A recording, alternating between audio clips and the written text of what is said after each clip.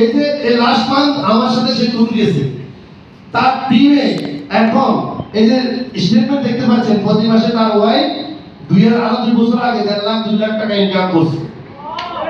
এই বিমান ব্যাংকের স্যার দেখা দিচ্ছে, বাংলাদেশের সেকেন্ড ডাইরেক্ট সেলিং কোম্পানি নাই, এশিয়ার মধ্যে নাই, মৃত্যুর পরে প্রতি মাসে তার পরিবার ইনকাম পায়, প্রুফ সহ দেখাতে পারে। তাহলে ডিএক্সএল এমন একটা কোম্পানি, একজন প্রবাসী মারা যাওয়ার পরেও তার রেমিটেন্স বন্ধ হয় না। তার রেমিটেন্স বন্ধ হয়, এই রেমিটেন্স কেন পাঠায় প্রবাসীরা? তো সাদা কোথায় ছিল? তো সে ওইখানে টুথপেস্ট সাবান ইউজ করছে আর মানুষের সাথে শেয়ার করে কনজিউমার তৈরি করছে। আজকে সে নাই, তার কনজিউমাররা আরো বহু কনজিউমার ক্রিয়েট করছে। আজকে প্রতি মাসে ইনকাম করে, কত করে দেখেন, প্রতি মাসের ইনকাম দেখেন। এটা কোন মাসে? 11/7/2022। কত টাকা? 1,06,000 টাকা। তার ওয়াইফের অ্যাকাউন্টে মরিয়ম বেগম, লোহাগাড়া, চট্টগ্রাম।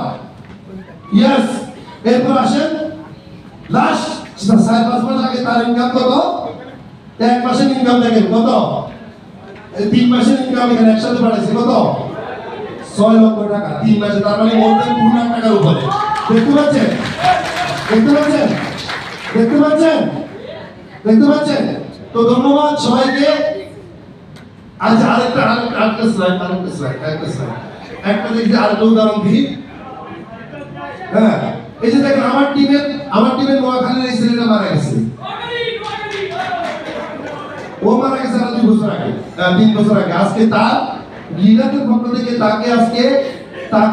তাকে প্রায় দেখেন প্রায় 6 লক্ষ টাকার অনুদান আমাদের লিডারদের পক্ষ থেকে দেওয়া হয়েছে।